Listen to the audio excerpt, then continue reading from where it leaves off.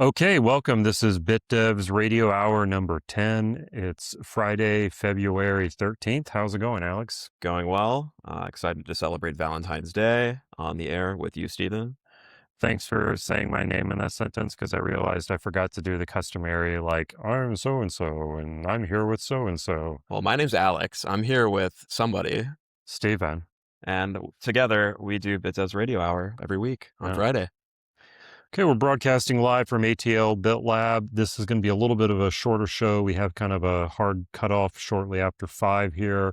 But let's dive right into it and see what we have to talk about this week. Cool. All right, so we got a bunch of cool topics. We're talking about some new BIPs that were merged, some upcoming consensus changes or consensus change proposals. We have some cool Lightning Network updates, more AIs using Bitcoin talk, as well as some cool cryptographic protocol ideas posted. So let's start with our consensus forks and BIP. So first up, we have BIP-54 consensus cleanup is now activated in Bitcoin Inquisition.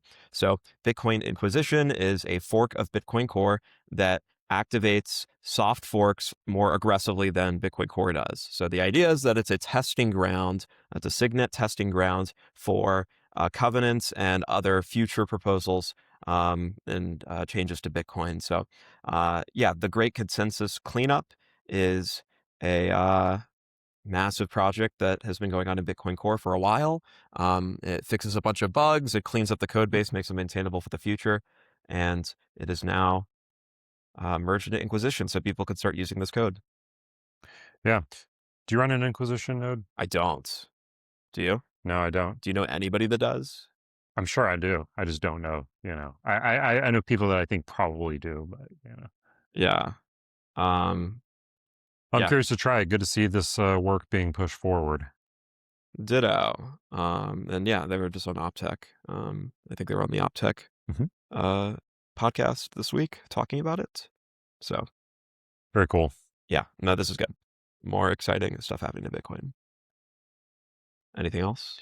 No, I think that's about it. I think we've talked about consensus cleanup on some previous episodes, so we won't dive into it too much else today, other than just to let you know that if you're interested in testing it out, you can download Bitcoin Inquisition. Cool. Okay, our favorite topic, or it's a recurring theme. We should just maybe carve out a segment to talk about this on every episode, but to talk about BIP-110 and specifically the filter debate. Yeah, we haven't talked about BIP-110 in a while because it actually had a previous name. It was Reduced Data Temporary Soft Fork. I think that's the same. It's the same, but I just mean it was before it was like merged into the BIPs repo. So I think in the time since we really deep dived into it, just to provide some context for everybody. In the time since we last deep dived into it, it's gone through some edits and stuff, and finally it was actually merged into the BIPs repo. So it's BIP-110 now. Correct. It was assigned a number. It's official. I mean, it was initially what, BIP-444? I mean, that was kind of the self-proclaimed name. The self-proclaimed. That wasn't real. But it's BIP-110 now. Yeah, so just a couple more notable pieces of data to add to the discussion. Kevin Loaec, he works on Liana wallet. He described in a tweet some specific problems with BIP-110. So specifically what he talks about is that there are existing wallets So Liana wallet first is a vaulting solution. So they focus on making generational storage wallets that can last 100 years for their users and can only have to be accessed in an emergency or when you're doing inheritance planning, really, and like changing custody when somebody dies. So he's very long thinking about wallets and how to build these vaults. So he describes an issue with BIP-110 is that one of the things that they talk about in BIP-110 is that there's a 2-week window inside of the BIP carved out for people to upgrade their wallets. But practically in his world, that just doesn't, that doesn't make any sense. People are putting their money away for years and decades at a time, um, and it's not going to be able to, yeah, he's not confident that people are gonna be able to upgrade in that amount of time. In addition, it's really hard to understand how many people are using these opcodes that are gonna be disabled currently, because you don't find out that somebody was using the opcode until you spend the money from the vault. Mhm. You can put money into a vault without ever telling people the opcodes that are necessary to spend from the vault. So, just a couple more details from somebody that focuses on custody that uh, yeah, has problems with BIP-110. Yeah, I'm gonna maybe paraphrase that very slightly, uh, at least for my own understanding. So, yeah, I've never personally used Liana Wallet, but we've talked about it at BitDevs meetups here in Atlanta before, so I'm pretty familiar with it. I guess in my mind, I kind of describe it as like this multi-sig power user wallet. I mean, it's really for like, making vaults that, have more than just two of three multi-sig. From what I remember, it allows you to make these, rich vaults with really kind of complicated rule sets depending on what you're trying to do. Mhm. So somebody could have downloaded the Liana wallet, and in constructing a vault in Liana wallet, they could have created a vault wallet that for its, the script, it would use this opcode, the op-if opcode. BIP-110 would disable op-if. And so a user could have already created a vault that uses this specific opcode that would be disabled under this soft fork. Correct. And it's like, you might say, well, oh, how many people are actually using that? Like, but I think what Kevin's saying here is like, we don't actually know, because if they make a vault and they make a transaction sending into that vault on chain, you're just going to see like script hash. Like you're not going to, like, that's what actually would compose the actual address. You're not actually going to see the like opcodes that make up that vault address until somebody tries to spend from it. And by that point, if BIP-110, actually happened, you wouldn't really be able to, like, their coins would be unspendable at that point. Yeah. Uh, I think, like, leading up to this, there's been, like, big discussion on how valid the criticism of BIP-110 is around, confiscating coins. mhm. Like, is this confiscating people's money? Um, and I think some of the advocates of BIP-110 are saying that not many people at all in the ecosystem, other than inscription users, are using this opcode. But what Kevin is saying is you don't know all of the people that have money locked up in these wallets. And there's nothing you can do to find out. Um, yeah. I mean, that's the thing, is once you add a feature, I mean, this is also probably a good, cautionary tale in terms of adding new features to Bitcoin, and probably a good reason why we're kind of slow to add features. Because if you think about it, if we just add in a new opcode without really taking the time to debate and discuss and vet it properly, and then we decide we want to take it back later, that, we soft fork an opcode in, and then we decide later that we want to hard fork it out. It's like, well, you know that's really difficult to do without, being confiscatory. Yeah. And so, you don't want to add stuff to Bitcoin that you might want to take back later. So Yeah. Absolutely. I mean, just by the nature of how Bitcoin works, is you don't know who's using a feature until after they spend money from an address. yeah. And that's just a quirk that makes it really hard to undo or to remove features without taking people's money. Yeah. On the good side, though, there's a privacy benefit to not knowing until they spend. Yeah, I mean, there's plenty of positives, but it Yeah. just makes it harder to remove features. Yeah. Um, cool. So yeah, I thought that was interesting. One other little update, not really an update, but just Instagibbs is one of the more respected Bitcoin Core contributors, and he tweets, "There's going to be a huge inscription event at the cusp of BIP-110 activation, isn't there? Sigh."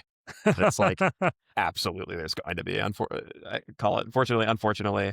Um, yeah, people are going to probably use the BIP-110 activation time that's scheduled, which I think is sometime in November, as a chance to bring attention to the Ordinals project. Wow. So just everybody loses, it sounds like. Wouldn't that be ironic? The BIP that's meant to fight inscriptions just causes, people to make more of them. Yeah. It is ironic. I mean, another ironic part about this whole debacle is that in the time since the filter debate has started, inscriptions have more or less died off, having nothing to do with core filtering the transactions. Yeah. But yeah, just people have lost interest because it is a fad, probably. Yeah, I think at this point it's a very much an emotional thing for many people. I Absolutely. thought, real quick, I thought it was funny. Rob Hamilton's comment in the comments there says replay protection. Um, so, I mean that's a funny joke to me because that was like back during the block size wars and the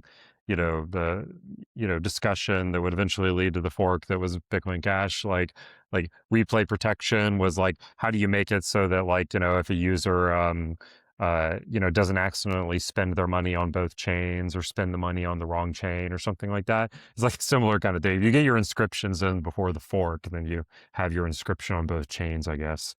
And you could dump the one on the chain that you don't care about and make some money. Yeah, I guess so. I mean, is Like, that actually what he's saying? Like people are going to dump their I don't, that's the way I interpreted it, but yeah, I don't maybe I'm misinterpreting the joke. um funny. But yeah, no way to know for sure, but yeah, that would be an interesting result. What InstaGibbs is saying is that if people just started aping into inscriptions because of BIP-110. Yeah. Okay, I think that's enough filter talk. Yeah. Um, let's move on to a more exciting but probably equally contentious debate in Bitcoin right now, talking about quantum and making Bitcoin quantum resistant. A bit of background, the cryptography used inside of Bitcoin is potentially vulnerable to being broken by quantum computers. And there is varying levels of worry amongst the community and varying levels of um, just like clarity around how big of a true risk quantum computers are, or there's a very level of confidence in people as to the true threats and if quantum computers are have any chance at actually succeeding at breaking cryptography like they theoretically could. So there's been a few BIPs that people have been working on to create quantum resistant addresses theoretically. And the one I think has gotten the most attention is BIP-360. So Hmm. this has finally been assigned a BIP number. So it is official BIP-360 Pay-to-Merkle-Root, previously named Pay-to-Quantum Resistant Hash. Authors Hunter Beast, Ethan Heilman, and Isabel Fox and Duke. Yeah, congratulations to them. They've been working on this for a while. Um, what have you learned about BIP-360? How does it actually work? I mean, you probably know more about it than me, honestly. I thought that, no, tell me if I'm wrong here. I thought that there was like basically four different cryptographic schemes that it was going to enable. Because the way I understood it was when we think about cryptography that is resistant to quantum computers, like they all kind of have different trade-offs in terms of like the size of the signature and all that. And so, like, I think this one was just supposed to add four of them, right? So that was the initial proposal of the BIP. Okay. So the initial proposal of making a pay to quantum resistant hash address kind was we're going to take some quantum resistant cryptography, some new cryptography that's not in Bitcoin currently, Hmm. and then we're going to make an address kind that is enforced by this new cryptography.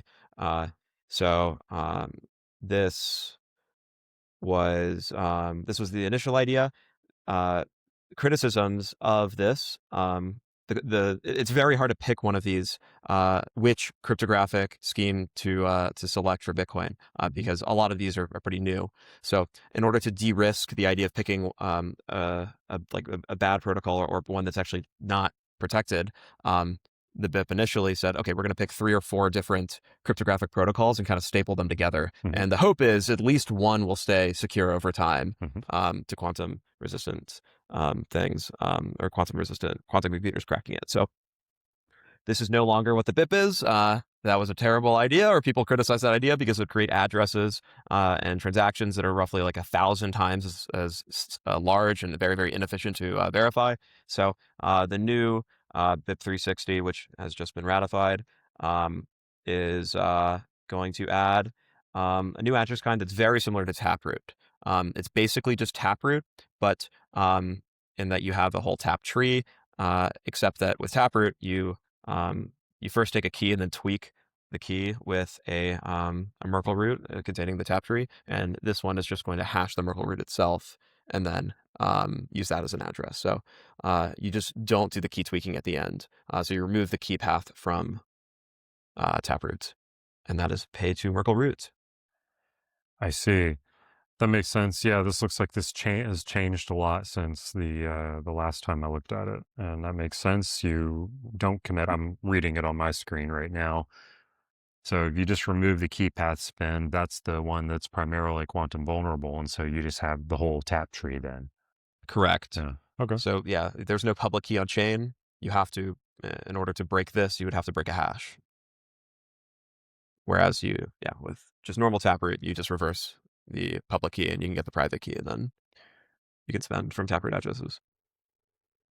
But maybe this is where I'm brushing up against the limits of my knowledge a little bit. I mean, would we still like this would so just anything that uses Taproot would be safe.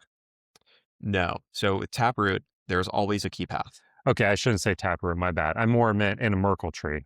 Like, So how can you spend from a Merkle tree today? I mean, you need a path through the tree.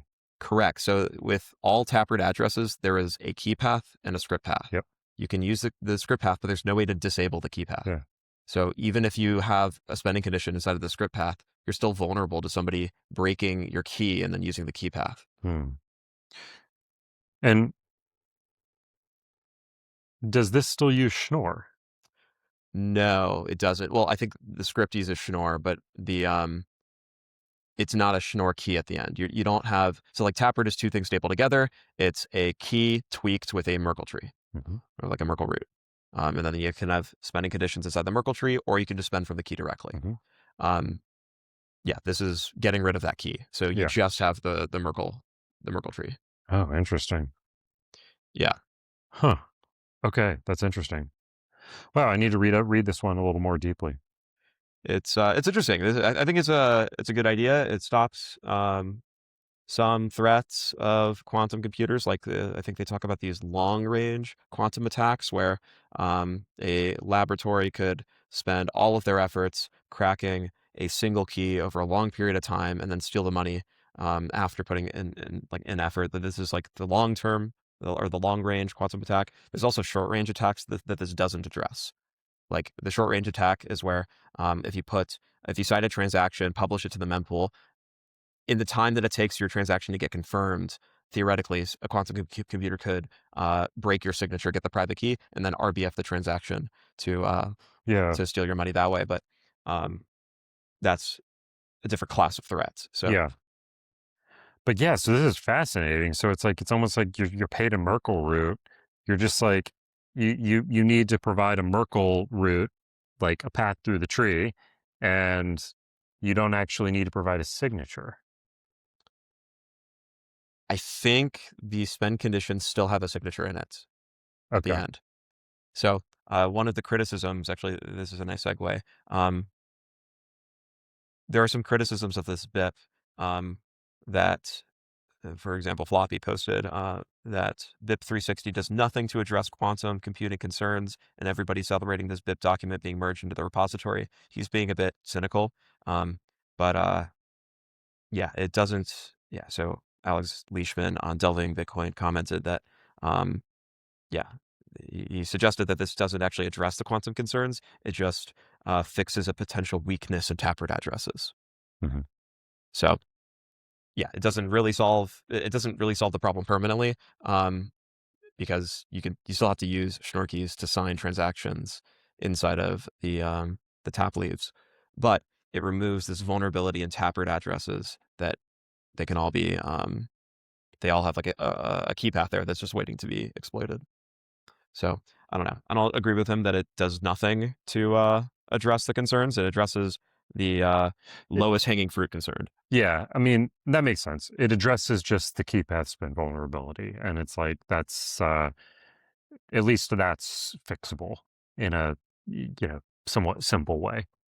Yeah. Um, yeah, makes sense. Well, more work to be done in that area. Yeah, we'll see if there's also BIP 361 that got merged, but I haven't done very much research into this yet. It's another quantum proposal. Here we go. New BIP number assignments as well. BIP-361, post-quantum mitigation and legacy signature sunset. Migration. Sorry, post-quantum migration and legacy signature sunset.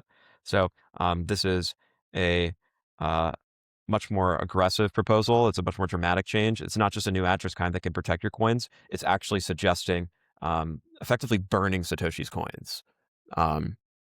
So, Yeah, Jameson Lopp's proposal, I think. yep. Yeah, this one's much more controversial.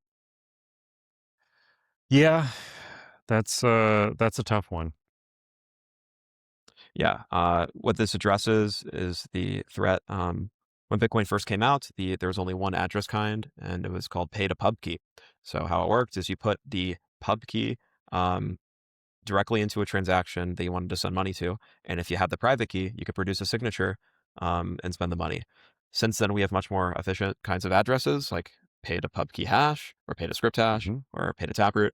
And you don't have raw pub keys, but there's still a bunch of Satoshi's Bitcoins that are inside of these pay-to-pubkey addresses.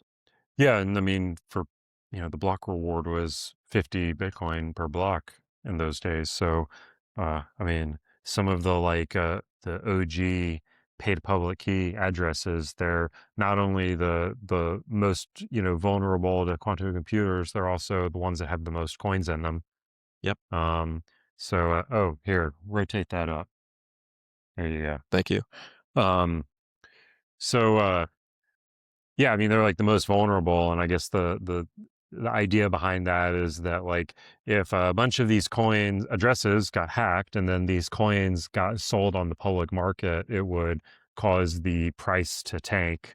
And it's like, we don't like to think of ourselves as being concerned about price because it's like, oh, it's freedom money and all of that. But if the price did just absolutely tank, like, think about the security budget, or think about the chaos that would, and cause. That's kind of the argument that I hear in favor of that approach. Yeah. Yeah. I mean, this debate is assuming that quantum computers make progress and assuming that Yeah. that we reverse signatures. This is going to be the most direct impact to Bitcoin first. So yeah, we'll see. Assuming quantum computers continue to make progress, then this will become a much more heated debate. Right now, it's mainly the debate is between the people that think quantum computers have the potential of breaking cryptography in our lifetime and the people that don't. I'm generalizing, but yeah, those are frankly the two sides of the debate. It's the people that take the quantum threat seriously and the people that don't. So I would subdivide that further. There's the people who take the quantum threat seriously and the people who don't, and then, like, even within the category of people who take the quantum threat seriously or think we should plan for it, then there is still disagreement over, like, should those coins be confiscated or burned. yeah, like what to do about it, given that it's real. Yeah. Yeah, like, some people would just take a hard stance of, like, no, never, ever. Because that's the thing, is, like, for me, when I start thinking about, like, BIP-110, I think about, like, well, that's going to, like, lock off, coins that are locked up. Yep.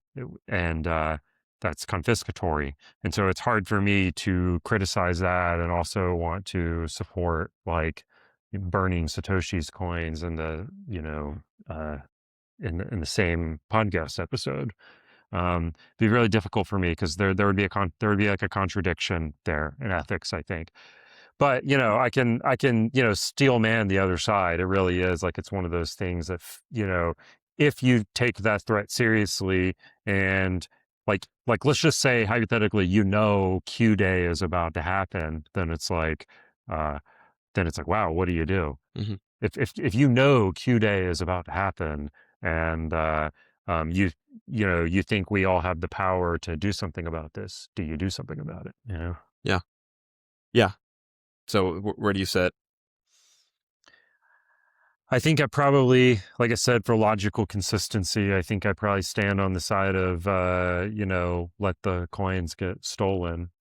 I think I actually, if there was another proposal called that I think Hunter was also involved with, called the hourglass proposal. That was kind of like um, basically limit the amount of those like pay to public key coins that can be spent per block, Mhm. and so it makes like a slow drip, so that way someone who like reverse engineers the public key, they can't like Steal multiple they addresses quickly. they can't steal multiple addresses and just drain them all quickly. And then the thing that would also be interesting is, because there can only be one per block, it incentivizes you to tip your hand and go ahead and steal the coins now.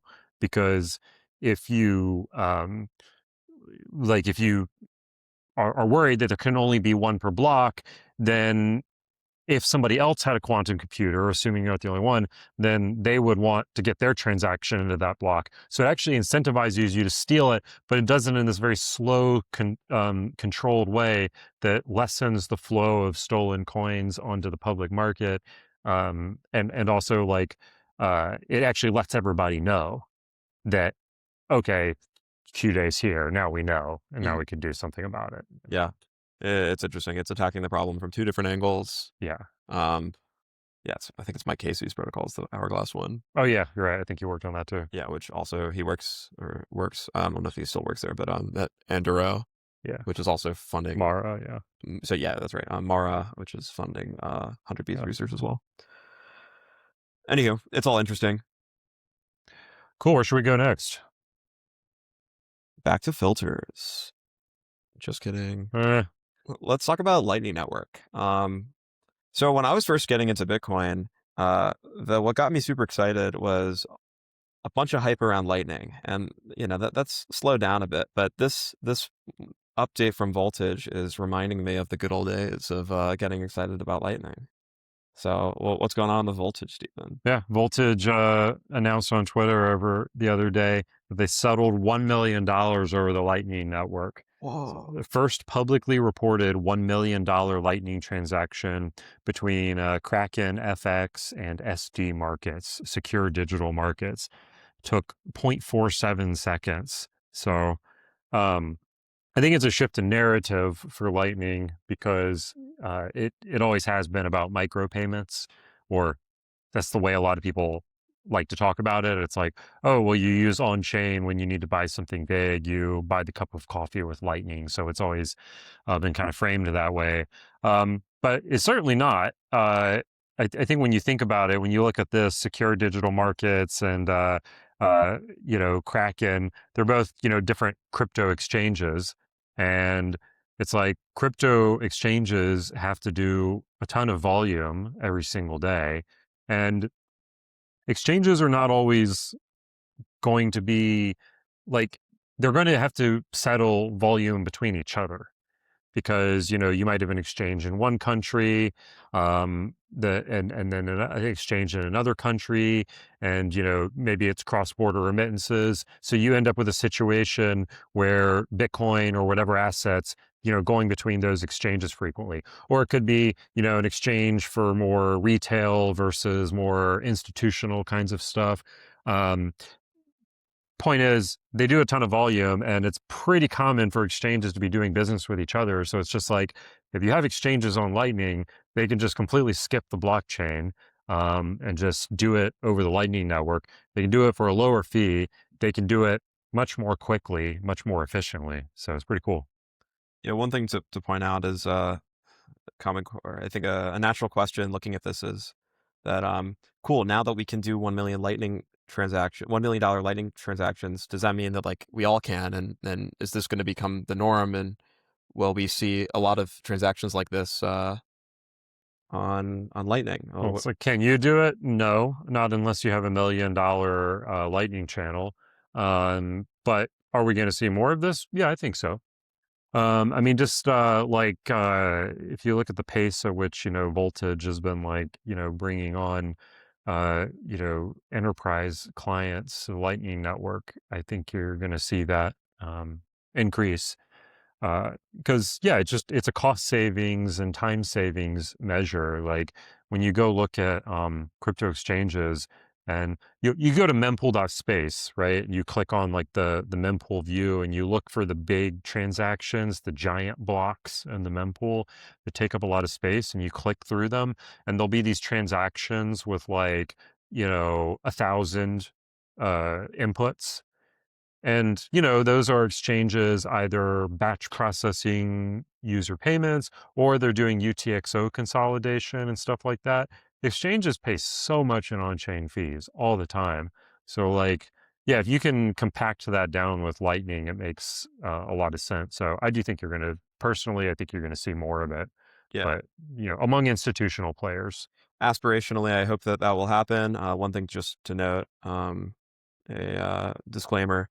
Yeah, this is a pilot transaction. So effectively it's a stunt, like just to show that you can do it. Like I'm assuming they opened a channel with like 13 Bitcoin or something in it to send this single payment between two people and then closed it. So it's not like it was actually going through the same routes that normal payments go through. Doesn't need to. It doesn't need to. Like that's the thing, is that everyone thinks like we get all in a tizzy about the Lightning Network, like, worrying about finding paths for payments and stuff. And it's like you don't need $1 million worth of liquidity to get to any point on the Lightning Network. Like if you're trying to send $1 million, you're probably trying to send it to someone else, like, who's kind of similar to you, right? Like you're an exchange sending to another exchange, or like you're a millionaire sending it to a business or another millionaire or something, Yeah. right? Like you're not just like, if you have $1 million on Lightning, you don't need to be able to like reach every single pleb node runner on the network. Cause like, why are you sending them? Like, there's not going to be this like realistic situation where you need to send $1 million to every single node on the network. So the fact that it's like a very carefully constructed thing between two exchanges is even more evidence. You get to be flexible with Lightning and use it in the way you want it. And so if you're a big institution, you can open Lightning channels with, other exchanges and businesses you do a lot of volume with. And that makes sense at the enterprise level. Obviously, users don't want to worry about that stuff.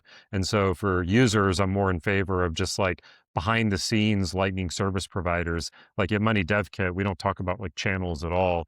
For users, we barely even use the word Bitcoin. They get a Lightning channel from us, but they're not even aware of it. So it's Mm, just two different ways of existing. cool. Yeah. I mean, the only call it counter argument against what you're talking about is that like if you're gonna open a direct channel to your partner, then why not just send the money on chain directly? Like if you're gonna send them a one-time $1 million payment over Lightning, why not just send it to them on chain? Like unless you're gonna have a lot of activity where you send it back and It's forth. it's implied. Yeah. Sorry, I thought that was kind of implied. Yes, the idea is there is going to be a lot of activity. Yeah. So, I mean, in terms of that being like an arranged stunt, I can't comment on that. But my overall thesis that exchanges do a lot of volume between each other. Yes, you would want a Lightning channel so that like instead of sending on-chain transactions back and forth between Kraken and secure digital markets, makes more sense to just have a Lightning channel, and kind of you're just kind of shifting the balance across that channel as things change. So yeah, I mean, if it's a one-time payment, do it on chain. But if you anticipate the need for more, then do it off chain. And that's the thing, is like these big companies should just like all have Lightning channels between each other, so that, that kind of like a little, enterprise ring of fire, so to speak. Mm. Yeah. No, I'm a big fan. Very excited that Lightning is getting more attention these days. Cool. All right. Want to talk about BitHums or BitThumb, ByThumb? Yeah. I feel like one of these things happens once a year. We're actually up on the Guardian. I can't believe we're pulling up a Guardian article Love on the Guardian. BitDevs. Yeah. Oh man, thanks Guardian. Thanks for sponsoring the show, the Guardian. It's really cool of you to support freedom technology and Bitcoin open source software. So yeah, this article, South Korean crypto exchange races to recover $40 billion of Bitcoin sent to customers by mistake. BitHome has apologized for a staff error that sent customers 620,000 Bitcoins instead of 620,000 Korean won, equivalent to a few hundred, I think they made a typo there, equivalent to a few hundred US dollars. Oh, I see. So the 620,000 Korean won is equivalent to a few hundred US dollars. Correct. They meant to pay somebody, yeah, a few $100, and they accidentally sent them. No, this was multiple customers. I think it's aggregate. So they meant to send customers a few $100 in aggregate, and they accidentally sent $40 billion of Bitcoin in aggregate. Yeah. Big oopsie. So these were prize amounts. Says it occurred on February 6th. They were entering prize amounts in Bitcoin rather than Korean won. The plan had been to send a total of 620,000 won, that's $423, to 695 qualifying customers, but the employee instead sent 620,000 Bitcoins. Of those eligible, 249 opened their prize boxes and received their reward, equivalent to roughly 14 times more Bitcoin than the exchange owned. Yeah. Interesting. Okay, so at a service level, it says that, 249 opened their prize boxes, received their reward, equivalent to roughly 14 times more Bitcoin than the exchange owns. So that means no money actually moved. It's just that they were credited, their accounts were credited with all of this money. Yeah, but so I think it's worth going deeper to the next paragraph. BitHome said it corrected 99.7% of the erroneous credits by reversing internal ledger entries and issued an apology. However, 86 customers sold about 1,788 Bitcoins in the 35 minutes before the exchange froze the affected accounts, financial authorities said, triggering a brief price drop on its platform. Some had been withdrawn to personal bank accounts, and some was used to buy other cryptocurrencies, according to local media. So basically, they credited all of the accounts, like you said, via internal ledger entries with an amount of Bitcoin that exceeded the amount of Bitcoin that they actually owned. Now, about 600, it was supposed to be like close to 700 people. Only about 200 plus people opened the prize reward thing to claim it. They realized the error in time to reverse 99.7% of the erroneous credits.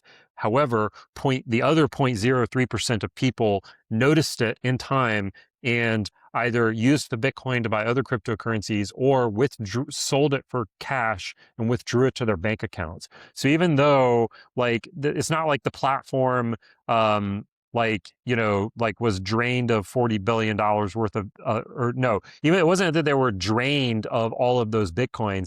It's that even though it was more than they had, still 1,700 of them made it actually into people's hands. Yeah, just quick maths. They didn't actually lose $40 billion. They lost 123 million. Still a lot of money. Still a lot of money. Yeah. Still a big oopsie. Yeah. I like this line.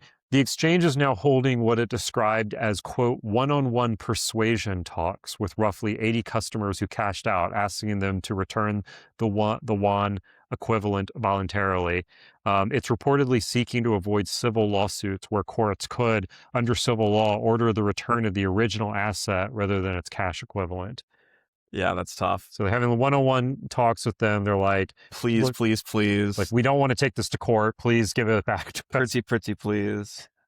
But I wonder if the law's even on their side. If you accidentally award somebody more than you wanted to in a gift, then I'm sure it is. I'm sure they have a bigger, big enough legal team to be able to force a return. And that's the thing. They just have to dangle that over their head as kind of like a threat, I think, of you're going to owe us the original amount in Bitcoin, not the equivalent in won. I see. So they're saying we just want you to give us the equivalent amount in won back. We don't, but if they, if this turns into a civil lawsuit, then the Bitcoin price rises and those people could be fucked. Yeah. So they should be cool about it. But Crazy. Okay, so this stuff is still happening, even in 2026. there should just be like some kind of like back end system check that's like anytime it sees, Yeah, you would think that there'd be some safeguards to prevent things like this from happening. I would hope that most exchanges do have these things in place. but I guess so it's like it's like it because it happened at the crediting level, it was like that. I guess that's why it slipped by. Yeah, this is not the employees having access to the Bitcoin keys and then sending money to Yeah, these people. This was them having access to the database to award a prize, and then they fat fingered the prize yeah. prize amount. So Let's see. YNNIV commented in the chat, a thin sheet of paper Bitcoin between them and a Knight Capital situation. here's Night Capital. I don't know. Let's find out. Oh, so in 2812, there was a nightmare spelled with a K trading error where a software glitch caused a $440 million loss in 45 minutes. So, by magnitude, it's about a third of the size of the nightmare trading error. And this resulted in the firm's acquisition by GetCo LLC in 2013, later becoming part of Virtue Financial. So So very similar. a little keystroke error results in you going bankrupt and getting acquired by another company. Oopsie. Man, I hate Mondays. Cool. We don't have a ton of time left. Let's move on to AI stuff. Yeah, that sounds good. We can zip through some of that. Yeah, so obviously, we talked about OpenClaw 2 Fridays ago, and I think we're both having a lot of fun with that. Agentic payments has taken the tech world by storm. Everybody's launching shitcoins with their OpenClaw bots and all that. What's going on in the Bitcoin world, though? Yeah, so last week, we actually looked at a tweet from Elizabeth Stark that I don't have on hand. Elizabeth Stark is the CEO of Lightning Labs, the creator of the most popular Lightning node implementation in the world called LND. And she announced to the world that Lightning Labs is creating a set of tools for agents to use the L402 protocol and LND more effectively. And a couple days ago, they announced what they've been working on. So now, Lightning Labs tweets, AI agents can write code, send emails, and make phone calls, but can they still transact? Today, we're fixing that, releasing a new set of tools that give agents native access to the Lightning Network, LNGET for L402 payments, MCP for node operations, remote signing for key isolation, and scope credentials for spending controls. The machine payable web starts now, and Bitcoin makes it possible. So they're not the first to create agentic tooling. MDK notably tweeted and responded to Elizabeth Stark that their tools were already production ready. So, but this is pretty cool. So LND has, really dominated the node running world for all of Lightning's history. And now we have MCP tools that do a bunch of things, including Lightning node management, credential management. We have remote control. Remote control tooling, Aperture, and then finally some high-level orchestration tooling for running a store. So to me, this seems like just all of the kinds of things that LND and Lightning Labs has built, just kind of wrapped into a set of skills for agents. Any thoughts?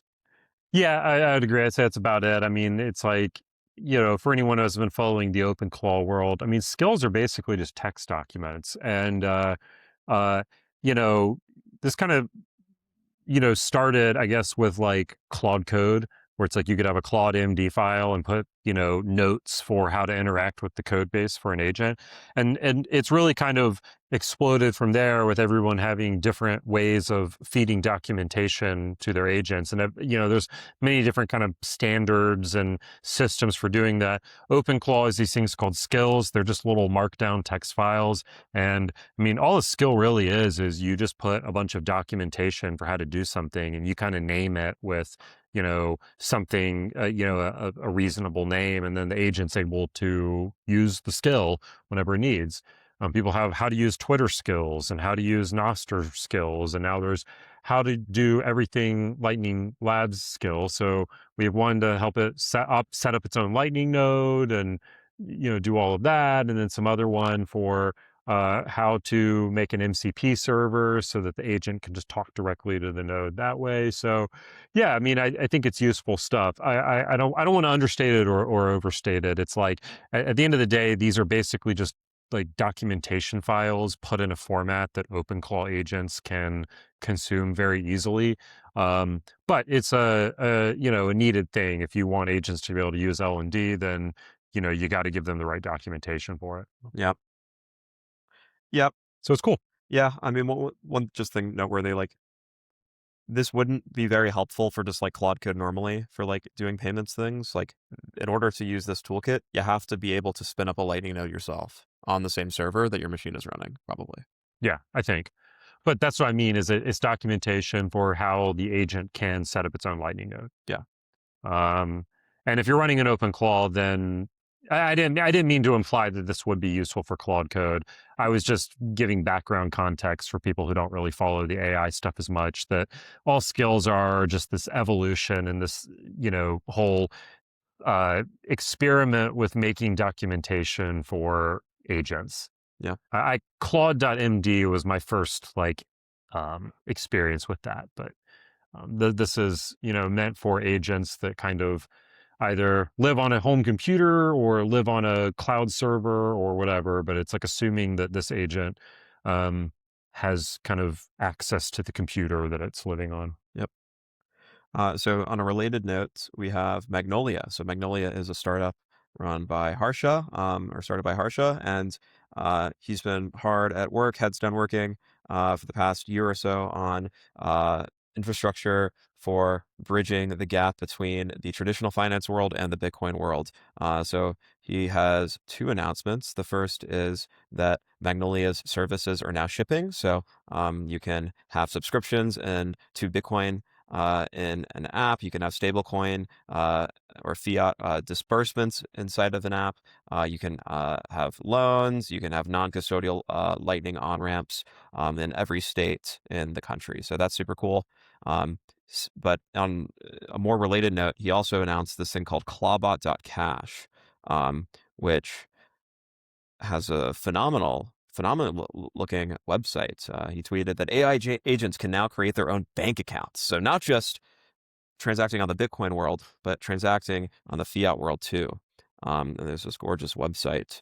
But if we dig a bit deeper, we can see that it's architecturally very similar to the Lightning Labs announcement. Basically, they have a service, and then they expose that service through skills to the agent. Yeah. And in this case here, it's Magnolia Financial / Banking MCP.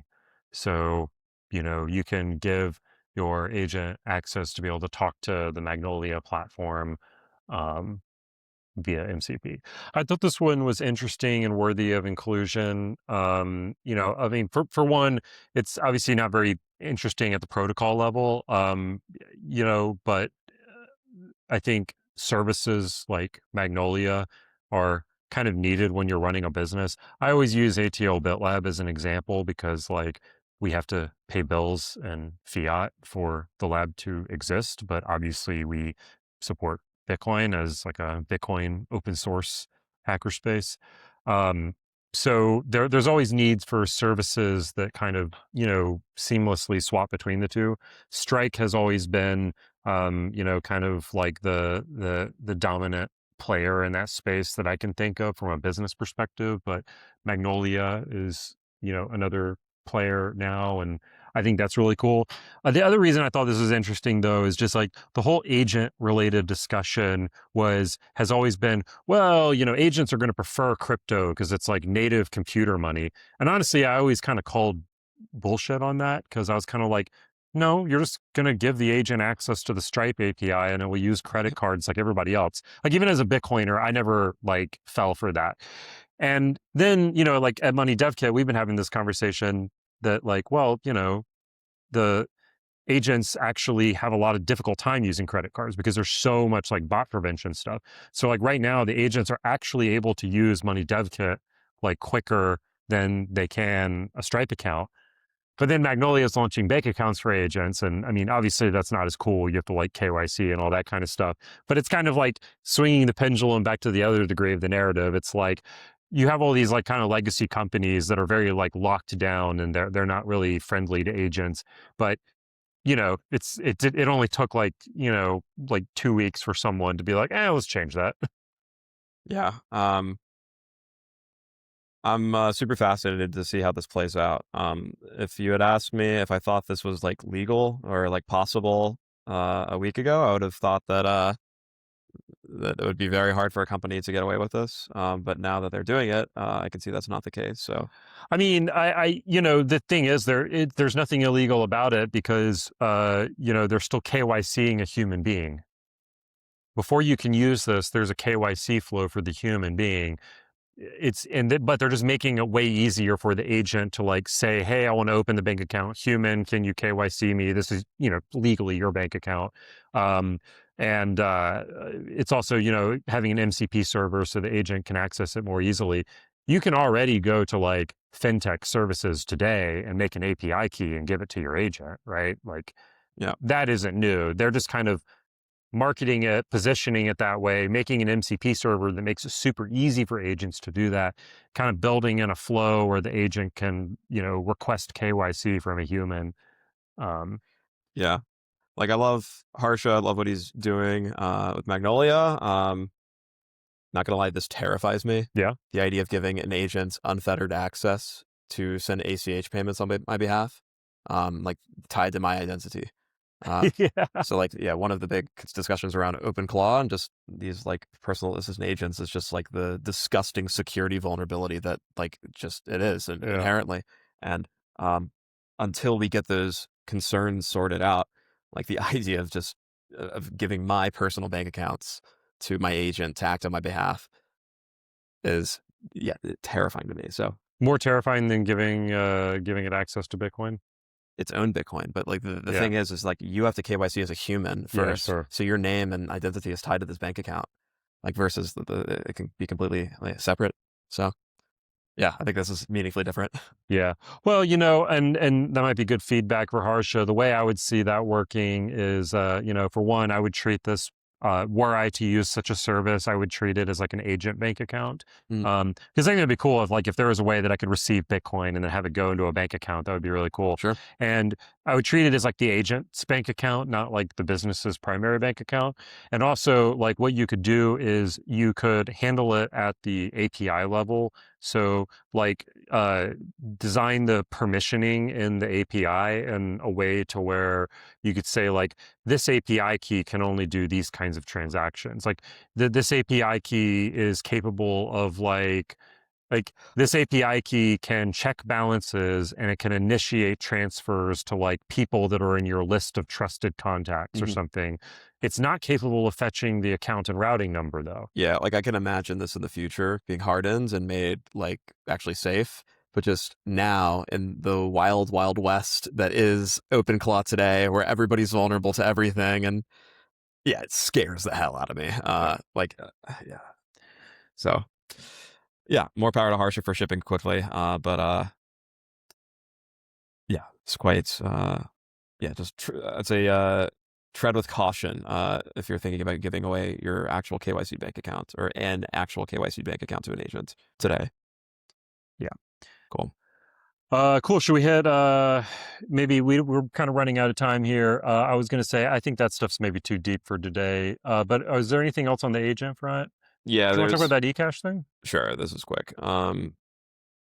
So Callie is the author of the Cashew Protocol, prolific hacker in Bitcoin. And now Clawy. And now he's his recent project is Clawi, CLAWI, which is a cloud hosted instance of OpenClaw. So it's very easy to set up, but for like $30 a month or something, or maybe it's more than that, but for just some monthly fee, he will run all of the hard parts of your OpenClaw bot for you.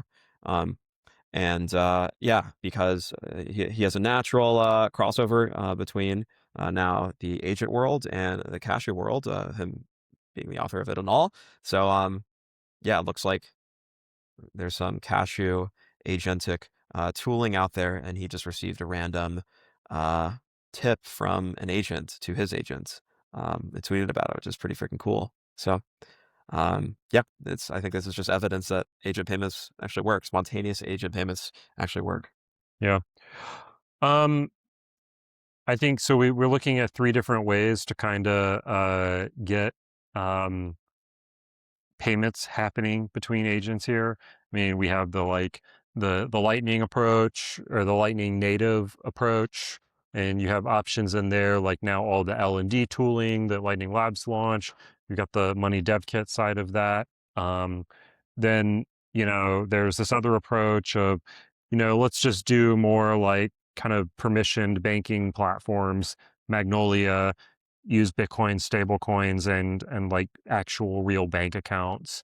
And then you have the other approach of just like, let's use eCash and all of that. So um, Bitcoiners are inventing many, many different ways of agentic payments. Yeah.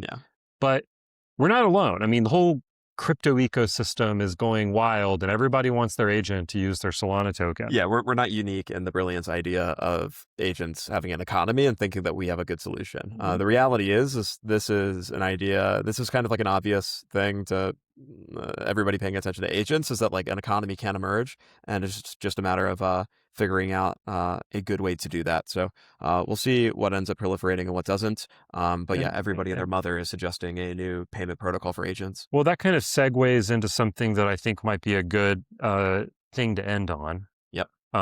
If you can give me a second to just pull it up on my screen so I can at least read it here. Yeah, so this is a post I'm looking at here on X from Matt Corallo.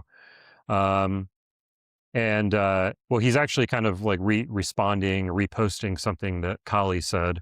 USD, and Kali was saying USDC on base seems far more common for 402 payments now than Bitcoin.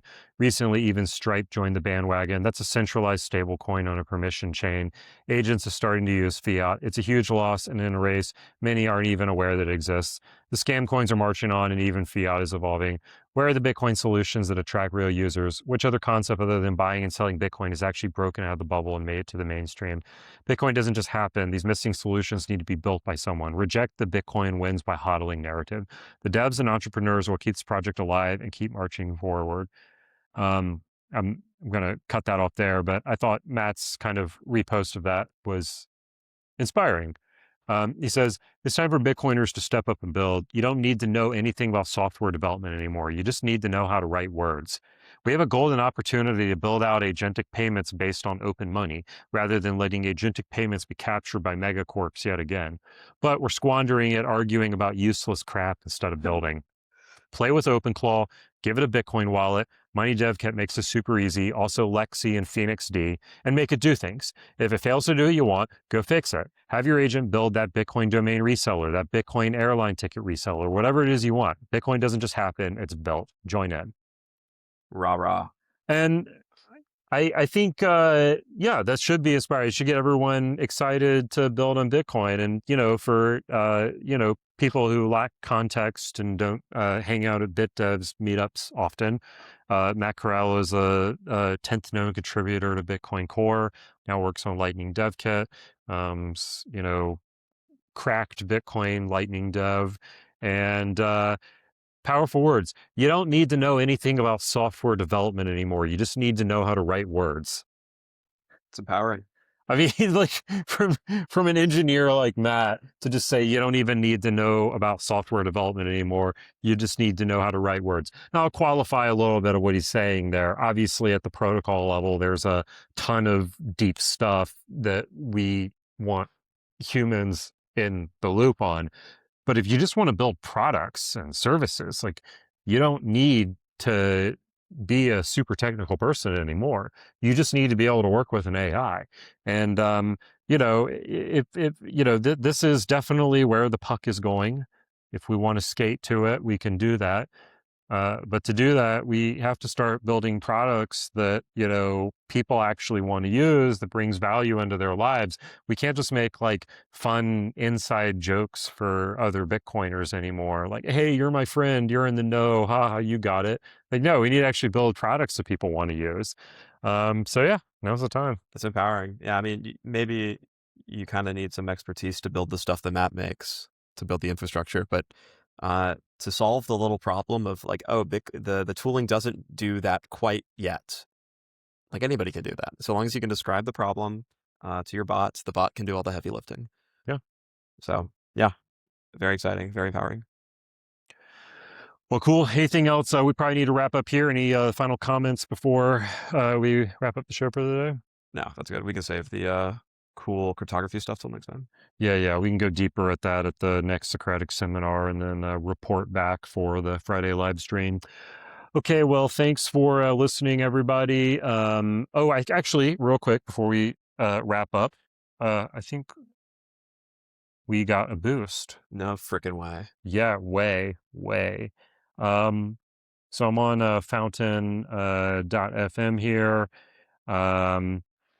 So actually, we got a couple boosts. Oh, actually, last time we got one from a user 4170. I still don't have a name for that person. But after the last show, we got 1,000 from Anonymous. They said sick show. Thank you, Anonymous. If you want to support what we're doing here, you can go to fountain.fm, search for ATL BitLab, and you can send us a tip in Bitcoin for putting the show together for you. And also, if you are interested in sponsoring the show, if you want to elevate yourself with brands like The Guardian and Harp Lager, we're always accepting sponsors to keep putting the show on every week. Cool. So, yeah, thanks for listening. Tune in next time. that's a wrap. Have a great weekend, everybody. See ya.